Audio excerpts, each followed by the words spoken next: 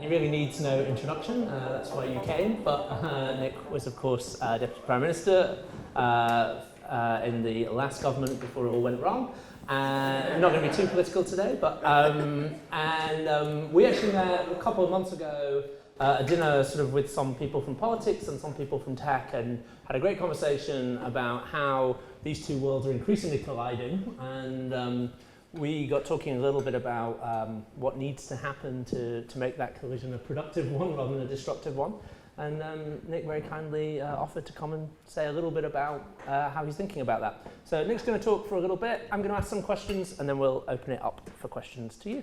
Thanks so much for being here. Not at all. Well, look, it's lovely to see you, and well, you basically summarised what I wanted to say. So we could probably just cut straight to the... yes, exactly.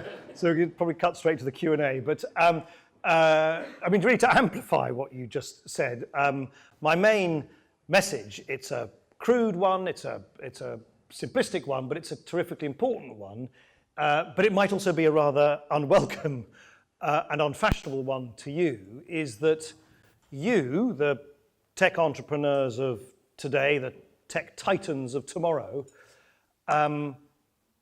really need to try and engage in whatever way you can with the world of politics. Now, I know you might groan because the long-standing ethos amongst entrepreneurs generally, and perhaps tech entrepreneurs specifically, is a faintly libertarian one. It of course places the greatest emphasis on innovation, private initiative, self-starting individuals, thinking anew, thinking afresh, and politics, of course, to folk like you, who are infused with those wonderful gifts and qualities, seems old, clapped out, slow, uninnovative, stuck in a rut, and certainly, I would say at the moment, just doing lots of very silly and harmful things to our country. So when I come along and say, at this very early stage, I suspect for some of you, of your no doubt stratospheric rise in the tech world, that you should think already now, as you take your first steps in your entrepreneurial career, that you should engage and think about and mull and worry about politics, I totally get is a rather unwelcome intervention, because you're trying to juggle so many other things. You're obviously here to draw on the support and the inspiration of others. And the last thing you probably have on your radar screen is that you need to engage with that big, ugly, bad, dysfunctional world of politics. But in my view, a lot hinges on your ability, you here and you collectively, in the sort of ferment of the world of tech entrepreneurship. A lot hinges for society at large on your willingness and ability to do so. So let me, if you like, just spend just 3 or 4 minutes amplifying that, explaining that, and then I'm very keen to be told why I'm wrong. But actually, I'm not that keen, but you can explain to me, but and indeed ask me any other questions or make any other observations. I mean, the first thing is that you're all part, and I'm the last person here to be able to say anything of any great insight into this, because you are at the coalface right now, but you are part of, you've seen all the cliches, they tumble out, but they're cliches because they're true. You're part of a new industrial revolution. Some call it the fourth industrial revolution. Depends how many industrial revolutions you think have happened in the past. There's lots of heated debate amongst academics, but you are clearly part of something which is qualitatively new, which is that our ability as a species to hoard, process, generate, share, analyze, segment, commercialize data is becoming is the lifeblood of a new industrial revolution, the likes of which we have never, ever seen before.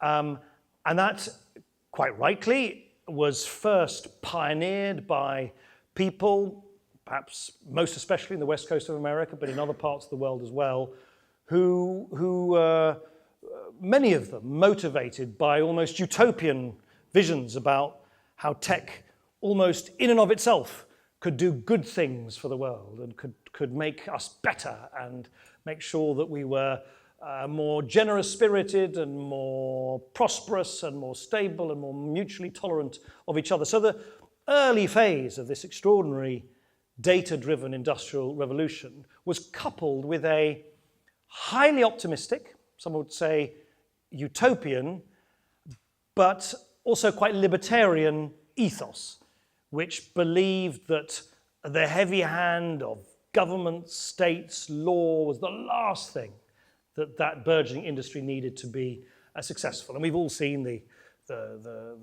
comedy series and the mockery and the stereotypes which have been rightly attached to some of these slightly sort of cardboard cutout depictions of folk in that early stage in that data-driven industrial revolution. Things now clearly are changing quite dramatically because what we've all woken up to, and it's very recent, I mean, it's all in the blink of an eye. This is all happening. I mean, Google wasn't around 20 years ago, was it? I don't think Facebook was around 14 years ago. This is a millisecond in time in terms of human evolution, and yet its effect on how we have to wire and rewire society is as profound, in my view, as any other revolution. The agricultural revolution, the urbanization of the way we live, the industrial revolution, the mechanization of work, and so on. And I think what we have learned, again, at great pace and great velocity is, guess what, just as before, that technology can be deployed for bad ends as well as good ends, that there are bad people out there who will deploy every means, new or old, to try and inflict damage or spread hate amongst their communities, that technology has collateral and unintended effects that you don't often anticipate when you are first pioneering them. And so, oddly enough, some of that early breathless utopianism has actually toppled almost into its more unhelpful opposite depiction, which is of sort of dystopianism. So now many of the people who were pioneering some of these revolutionary technologies now breathlessly talk about how millions of jobs are going to be destroyed overnight. And that therefore what governments need to do now, by next Tuesday, is create a universal basic income, where people are paid to basically, and I'm being facetious here, of course, for those of you who are great advocates of the UBI, I'm not, I have to say, but forgive me, I'm revealing my prejudices, but the idea that you should pay for people to write poetry and tend to their allotment and they'll be happy with that, I think is a somewhat chilling view of what is necessary. But the key thing is this, forget whether you agree or not with a universal basic income, perhaps we can talk about that, is that the early breathless utopianism has now given way to almost a kind of moral panic within large parts of the tech world itself about the dark side of tech as well as the bright side of tech. And it's leading to quite a lot of kind of swirling, and often certainly to politicians' ears, quite alarming proposals about if you say to a jobbing politician, you're going to have to find enough money to pay people not to work, the politician goes, what? What are you doing? What are you doing to sort of destroy all these millions of jobs? Even though, as you know, there's actually still a very heated debate about whether this revolution is, in the end, going to be job destroying or job creating. But my point to you is that in a very, very, very short space of time, early breathless utopianism has given way to something a lot more mixed. In parts, as I say, of the debate in the tech world, perhaps particularly in America, but elsewhere, utopianism is now being married to dystopianism, which is very confusing to decision makers. Is it a good or a bad thing?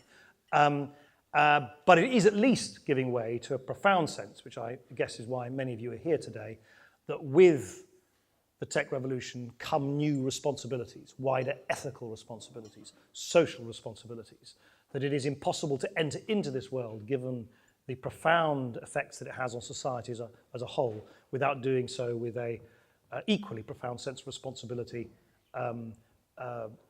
as commercial sort of entrance into the market. Then, conversely, on the other side of the fence, in politics, you've also had a very rapid journey where a few years ago, certainly, I left government, I was booted out of government through just over 3 years ago, and left, actually no, was booted out of Parliament just over a year ago.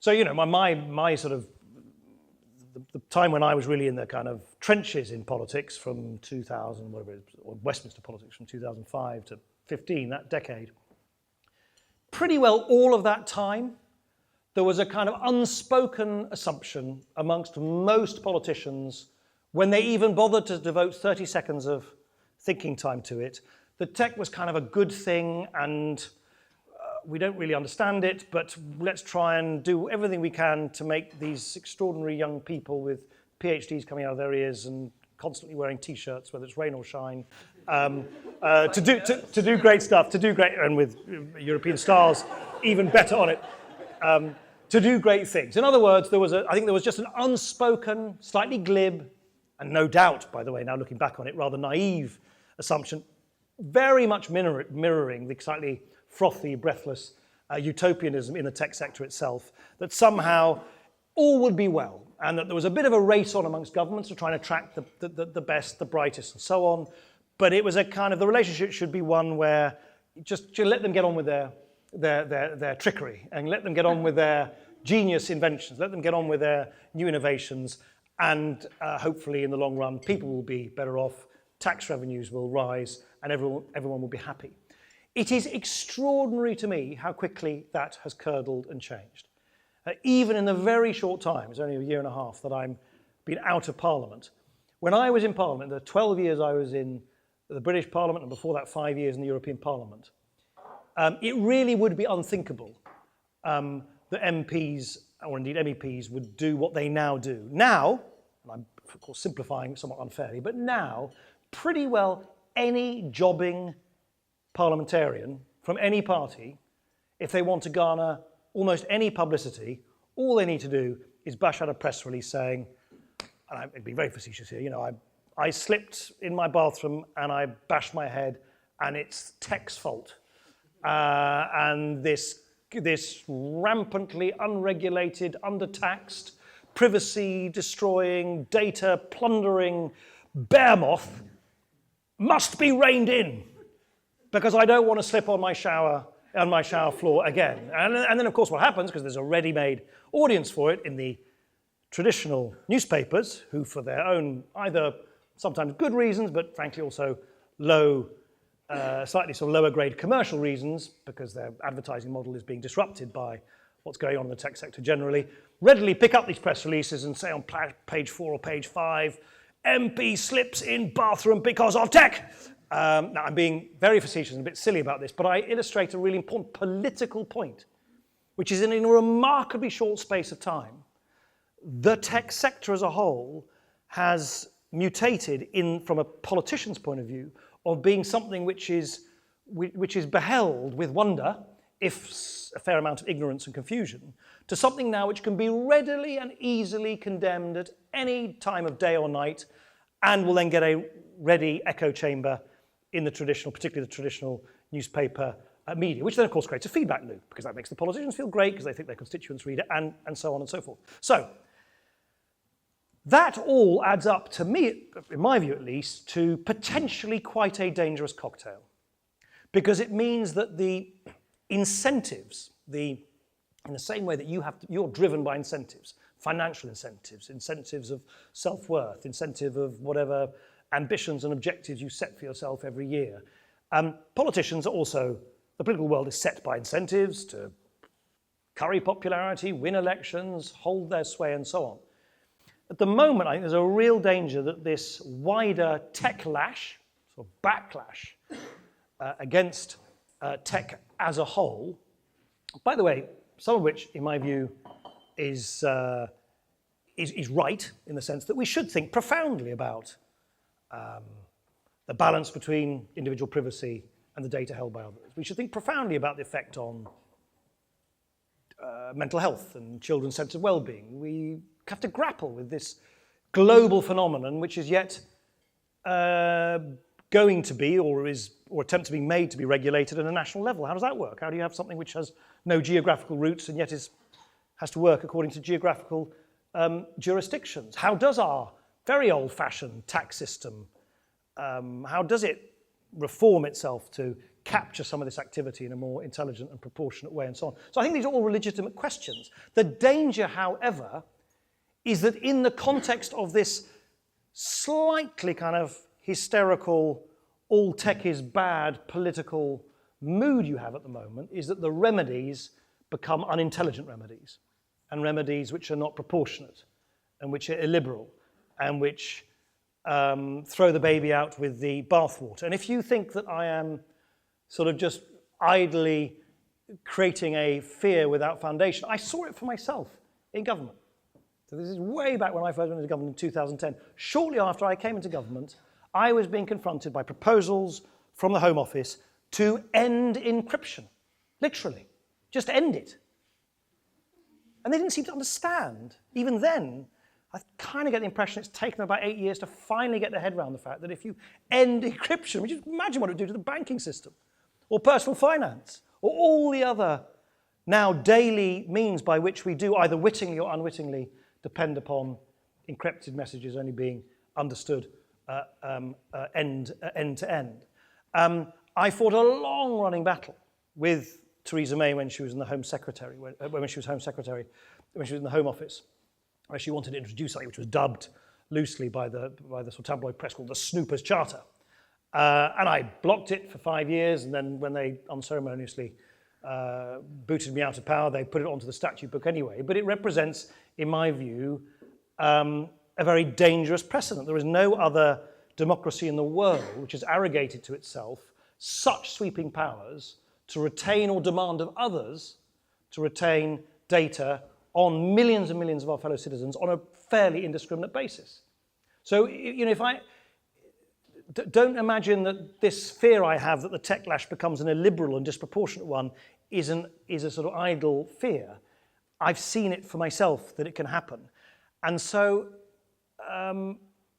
the only way forward, which comes in a sense to such a lengthy version of your much more pithy description, is that the only way forward is for these two worlds, which at the moment are in real danger of talking past each other, the world of politics and the world of tech, to find more mature, structured ways to understand each other and then make it a collaborative effort to bring out the best, to bring out the sunshine and the light of the tech revolution whilst guarding against those aspects of the tech revolution which can be damaging or unwelcome to society at large. And if I can say one final kind of European note, I'm very struck, and I'm not sure whether you guys have found the same if you go to the West Coast in America or you go to China, but I'm very struck how both the Chinese and American tech communities, by the way, both in the private sector, but also their sponsoring politicians or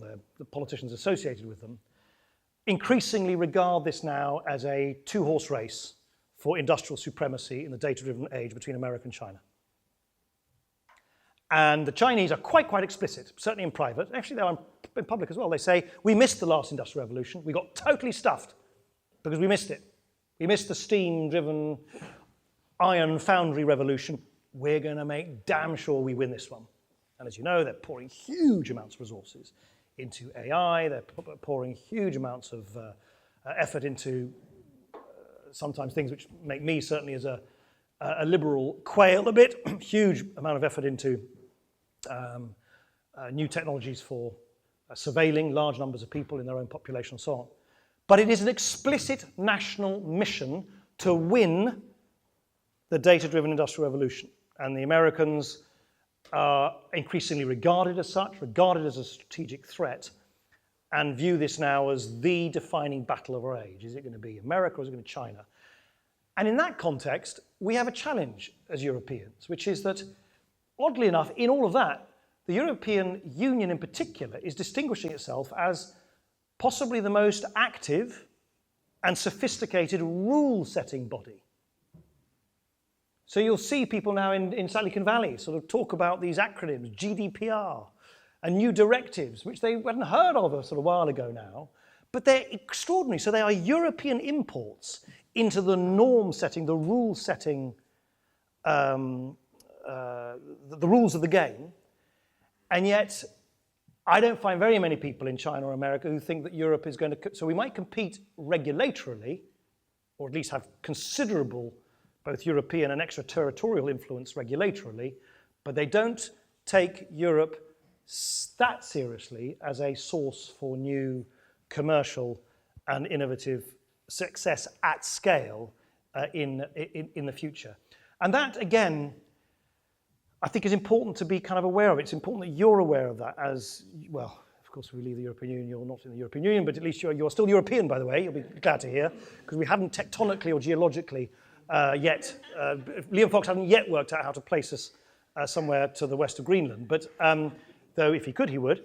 You are working in the European tech sector, and I think it's important, this is my final note and then I'll stop, it's important that you understand that there is this increasingly acknowledged, in the political world, increasingly acknowledged geostrategic context, primarily driven by this Sino-American rivalry, but also distinguished by European regulatory clout. And that seems to me to be both interesting, but a somewhat unbalanced state of affairs, and how that plays out over the next 5, 10, 20, 30 years will in large part depend not only on what you do in your own businesses, but also how you successfully engage in a fruitful way with politicians now and in the future. Thank you very much.